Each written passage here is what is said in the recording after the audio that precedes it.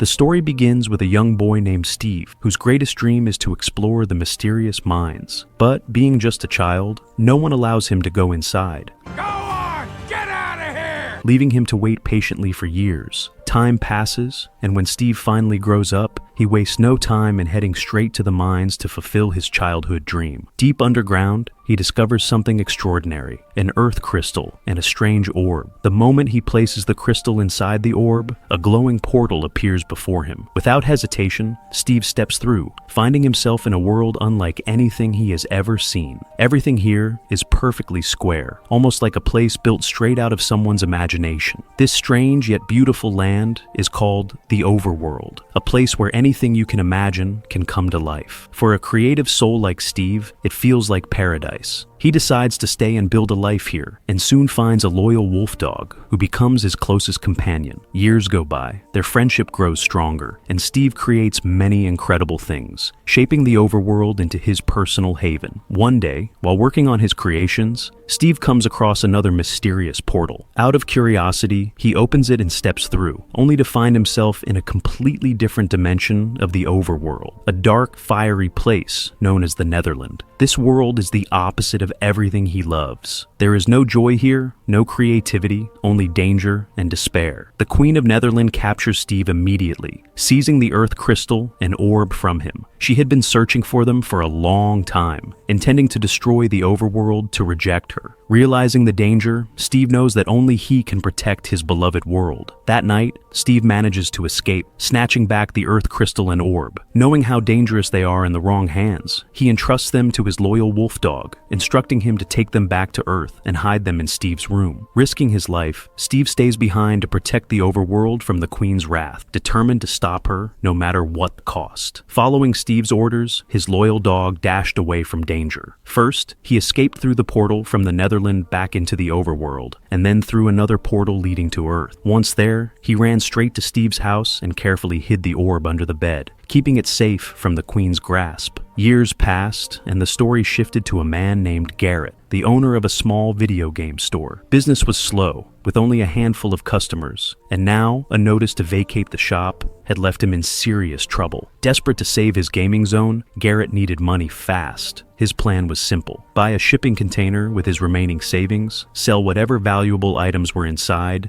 and use the profit to save his store. While browsing, he came across a container that seemed promising. Inside, he discovered an old video game called Cosmos, a legendary title loved by players in the past. Garrett was convinced that relaunching this game could breathe life back into his struggling business. Fueled by hope, he purchased the container. 900, 900, 900 going once, 900 going twice, and 900 going 3 times, and sold to hometown hero Garrett the Garbage Man Garrison for $900. But fate had other plans. Instead of valuable treasures, it was filled with nothing more than useless junk. Among the dusty items, however, he found a strange orb and a crystal. Garrett had no idea that these belonged to Steve and were far more valuable than he could imagine. Still unaware of their importance, he took them home. But misfortune struck again. On the way, his car broke down. Frustrated, Garrett stepped out and began shouting at his bad luck, not realizing the adventure he was about to stumble into. Meanwhile, we are introduced to a boy named Henry and his sister. Henry was smart, creative, and shared the same vivid imagination that Steve once had. He loved building things, always sketching his ideas in a worn drawing book before trying to bring them to life. Recently, Henry and his family had moved into Garrett's neighborhood. One morning before school, Henry decided to visit Garrett's gaming zone. The two met for the first time, and Henry was instantly fascinated by the gadgets and games inside. However, he didn't have much time, so he quickly left for school. Later that day during art class, the teacher announced a live drawing session. A banana and an orange were placed in front of the students, and Henry was asked to recreate them exactly on paper. But for someone like Henry, whose mind was always wandering into worlds of creativity, this simple task was about to take an unexpected turn. Henry sat in class, working on his live drawing assignment. The teacher had placed a banana in front of him, but Henry's imagination took over. Instead of simply sketching what he saw, he drew a banana with a powerful jetpack attached to it. To him, it looked exciting and full of possibilities, but the teacher was not impressed. She scolded him for not following instructions, saying the drawing should match exactly what was placed in front of him.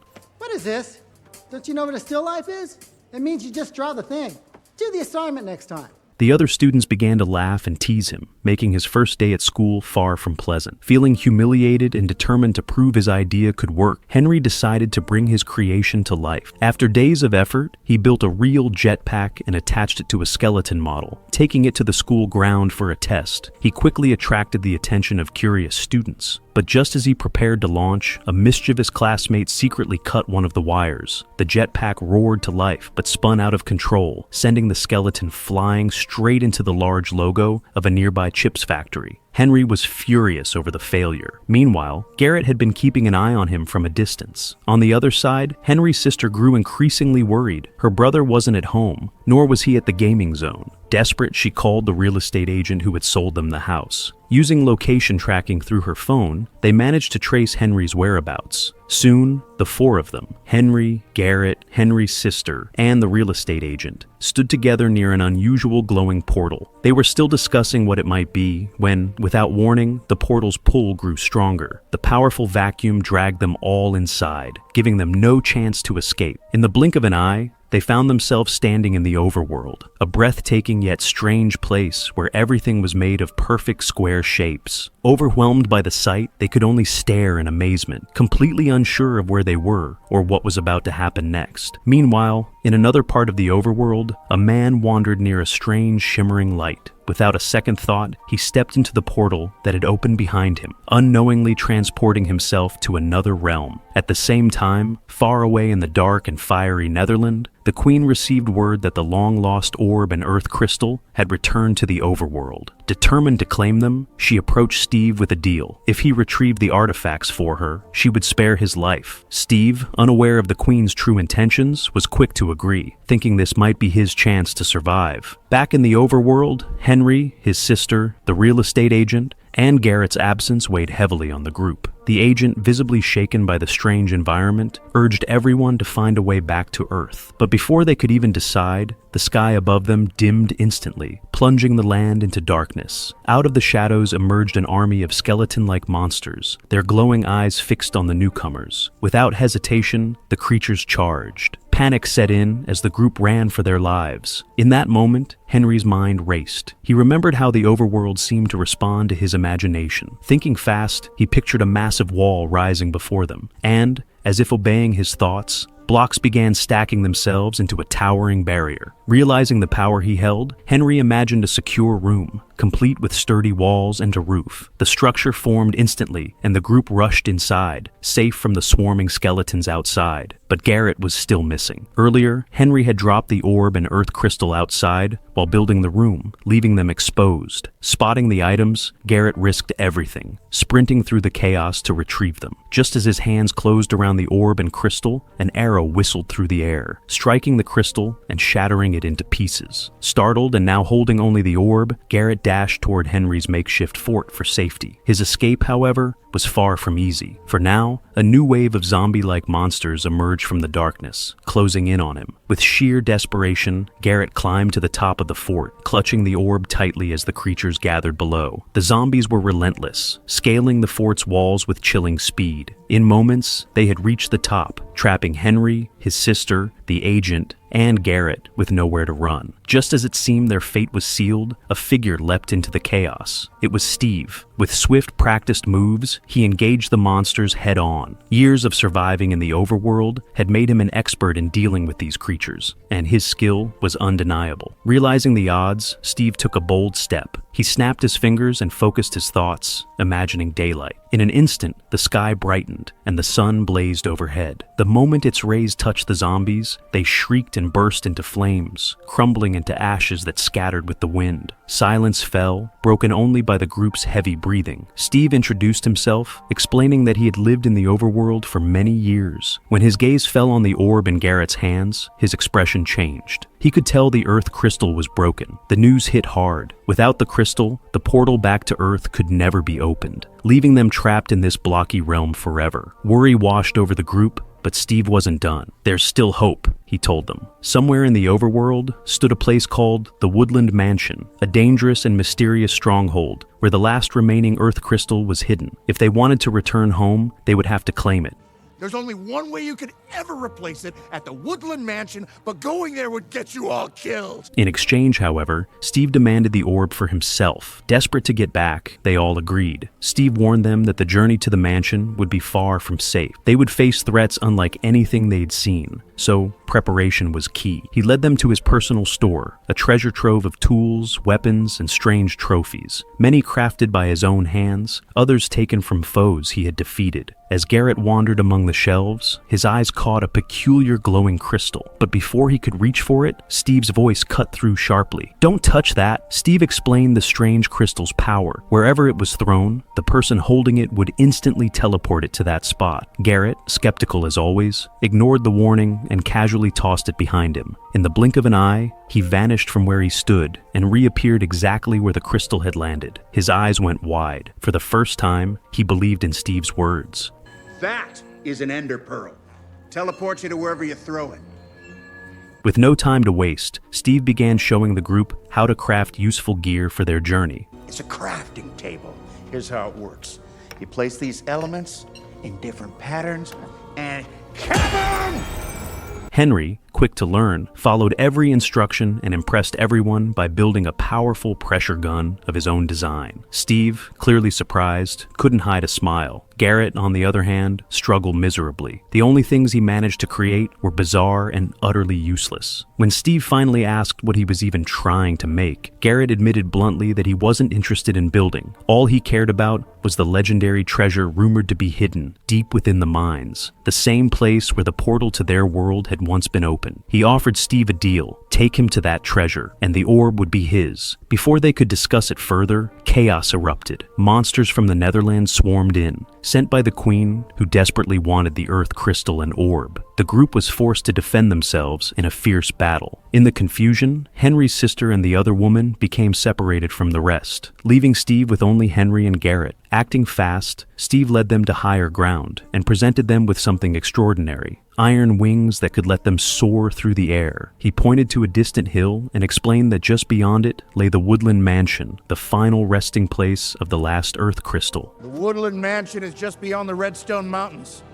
We can go over or through. To test the wings, Garrett mischievously pushed Henry off the ledge. For a terrifying moment, the wings didn't open, and Henry plummeted toward the ground. But just before impact, they unfurled, catching the air and carrying him upward in a graceful flight. Laughing nervously, Garrett leapt after him, confident the wings would save him too. Steve, however, stayed firmly on the ledge, his feet planted where they belonged. Just as they were flying toward their destination, Steve spotted movement behind them. Soldiers of the Netherland Queen, charging forward with weapons ready. Their orders were clear: kill anyone in their path. With no time to think, Steve leapt toward Garrett mid-flight, trying to speed them along. But before they could reach safety, the wings suddenly stopped working. In an instant, all three of them tumbled down from the sky and crashed onto the ground. Gasping for breath, Garrett turned to Steve with wide eyes. "Who were those soldiers?" he demanded. Steve's expression darkened. He explained that they were the Queen's personal guards, ruthless fighters who served her mission to destroy the Overworld. Years ago, he said, the Queen had been humiliated by her own people for something as harmless as her dancing. That moment of ridicule had filled her with unshakable bitterness. Since then, she had despised creativity, talent, and anyone who dared to be different. Her goal was simple: wipe out every creative mind and burn the Overworld to the ground. Garrett glanced at the orb in his hand and raised a suspicious eyebrow. "And you?" he asked. "Why do you want this orb?" Steve's voice softened. He revealed that he didn't seek it for power or revenge, but for something far more personal: to save his loyal dog. The Queen had captured his pet and threatened to kill it if she didn't get the orb. Without it, not only would his dog die, but Steve would be doomed to spend the rest of his life as her prisoner. The scene then shifted to show the dog itself, lying quietly in the shadows, its eyes filled with sadness in Steve's absence. That night, Henry's sister and her friend were wandering alone when the animal stepped out of the darkness toward them. A quick glance at its collar told them exactly whose dog it was. Realizing that finding Steve was their best chance of survival, they began following the faithful companion through the wilderness. Meanwhile, Steve led Garrett toward the old mines, the very place where portals and secrets were said to intertwine. The mines loomed dark and quiet, holding the treasure Garrett had been dreaming of. But before they could take even a single step toward it, the sound of heavy boots echoed through the tunnels. The Queen's guards had arrived, and they weren't here to talk. Without hesitation, they began smashing through the supports, determined to bury anyone inside. The wooden beams cracked, dust filled the air, and the walls began to tremble. Steve's instincts kicked in. He grabbed Garrett and Henry, shoving them into an old mining cart. With one powerful push, the cart shot forward, rattling down the rails as chunks of stone crashed behind them. Moments later, they burst out of the entrance of mine, coughing in the sunlight. Behind them, the entire shaft collapsed in a roar of destruction. Henry spun on Garrett, furious. He accused him of risking their lives for his selfish greed. Garrett snapped back, his voice shaking with frustration. His life wasn't as easy as theirs, he said. His business was failing, debts were piling up, and chasing treasure wasn't about greed. It was about survival. For the first time, Steve seemed to understand. Quietly, he admitted that he knew what it was like to feel trapped, desperate for a way out. Their tense exchange faded as the looming silhouette of the Woodland Mansion came into view. Before stepping inside, Steve gathered them close and gave stern instructions. On the first floor, he warned, assassins armed with deadly axes roamed the halls, cutting down anything in their path. The second floor belonged to magicians, their powers unpredictable and dangerous. And on the third floor, guarded by the towering, shadowy Anderman, was the Earth crystal they needed. Steve's voice turned serious. Whatever happens, he told them, don't look the Anderman in the eyes. Whatever you do not look them in the eye. They'll fry your brains out. Henry and Garrett exchanged a nervous glance, then quickly formed a plan. Garrett would act as a distraction, waltzing into the mansion and breaking into an exaggerated song to draw the assassin's attention, giving Henry the opening he needed. Garrett's ridiculous singing echoed through the mansion, pulling the assassins toward him like moths into a flame. The chaos gave Henry his chance. Keeping low, he dashed for the stairs, but a pair of assassins spotted him. Without slowing, Henry sprinted harder, weaving between pillars and vanishing up the steps before their blades could reach him. In moments, he slipped past the magicians on the second floor and made it to the third, where the air felt heavier, colder, and where the Earth crystal was said to be. Outside the room, Steve and Garrett were locked in a desperate fight, fending off the remaining assassins to keep Henry's path clear. Inside, Henry's eyes landed on the shimmering crystal resting on a pedestal. He took a step forward and froze. A tall, shadowy figure loomed behind him. Anderman, its piercing gaze locked with his, and before he could look away, Henry's vision warped. Hallucinations gripped his mind. He saw faces from his life, friends, teachers, even family, calling him failure, a loser. The words clawed at his confidence, threatening to break him. But Henry clenched his jaw. This time, he refused to believe them. Summoning every bit of courage, he swung the axe in his hand, striking the Anderman down. The creature dissolved into black mist, and in its place, another crystal materialized, one unlike the first. This one pulsed faintly, humming with teleportation energy. Henry snatched it up, tucked both crystals safely away, and made his way back down. Outside, Steve and Garrett were already waiting, panting from the fight. Together, they escaped the mansion and stepped into the sunlight, relief washing over them. But their moment didn't last. From the shadows, the Queen of Netherland emerged with her soldiers, her eyes glinting with triumph. Before they could react, she snatched both the orb and the Earth crystal from their hands, leaving them powerless once again. Without warning, the Queen hurled a powerful explosive toward them, the blast ripping through the ground with a deafening roar. The shockwave sent Garrett tumbling into the distance, while Henry and Steve were thrown hard against the dirt, their vision fading to black. When they finally regained consciousness, they found themselves lying in a familiar place. Steve's dog had tracked them down and dragged them back to safety. How'd you find me? He's one heck of a wolf. He led us right to you guys. But Garrett was nowhere to be seen. Far away, the Queen of Netherland stood before her towering portal. With a cruel smile, she placed the stolen orb and Earth crystal into their slots. The ancient mechanism roared to life, sending a beam of searing light into the sky. Moments later, a dark, unnatural shadow spread across the Overworld, swallowing its vibrant colors. Her plan was clear now. She wouldn't stop at Netherland. She intended to conquer the overworld as well. Watching their world plunge into darkness, Steve's expression hardened. There was no more time to waste. Gathering Henry, his loyal dog, and the others, he laid out a bold war plan, one that would strike directly at the Queen's forces. They armed themselves with every weapon they could craft, reinforced their defenses, and prepared for the oncoming assault. The Queen's army might have numbers, but Steve's team had determination and a plan to turn the tide. Armed with their crafted weapons, Steve's team charged into battle, striking hard against the forces of Netherland. The clash was fierce, but their combined strength overwhelmed the Queen's army. In the chaos, the Queen herself entered the fight, her rage boiling over. With a furious scream, she summoned her ultimate weapon, a towering giant beast unlike anything they had seen before. Steve stepped forward without hesitation, determined to face the monster head-on. Meanwhile, Henry realized the key to ending this destruction was the Earth crystal locked into the portal. Thinking quickly, he loaded a teleport crystal into his pressure gun and fired it straight at the crystal's base. In an instant, he was transported to its side. But before he could grab it, a Netherlands soldier hurled a bomb, sending him plummeting towards certain death. At the last moment, Garrett swooped in aboard an air balloon, rescuing Henry mid-air and revealing that he had survived all along.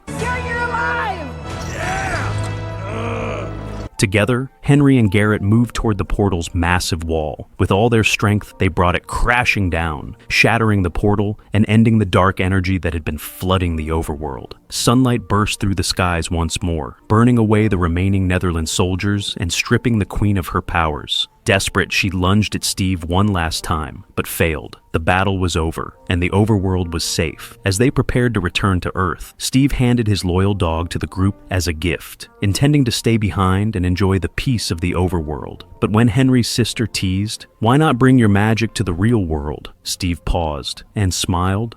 Why don't you bring some of that magic to the real world? Moments later, he stepped through the portal with them, ready for a new adventure back home. Back on Earth, the group wasted no time turning their adventure into a new beginning. Together, they opened a brand new gaming zone for Steve, a place where creativity and fun thrive. Henry and Garrett joined forces to launch a brand new video game, inspired by their journey, and within days, it became a massive hit, solving all of Garrett's financial troubles. Steve, now Garrett's official business partner, brought even more life to the store with his live performances, drawing in crowds every weekend. As for Henry, he walked into school wearing his fully functional jetpack, leaving his classmates stunned and cheering in admiration. From there, life felt brighter for everyone, and with their worlds now connected by friendship and adventure, their story came to a perfect close.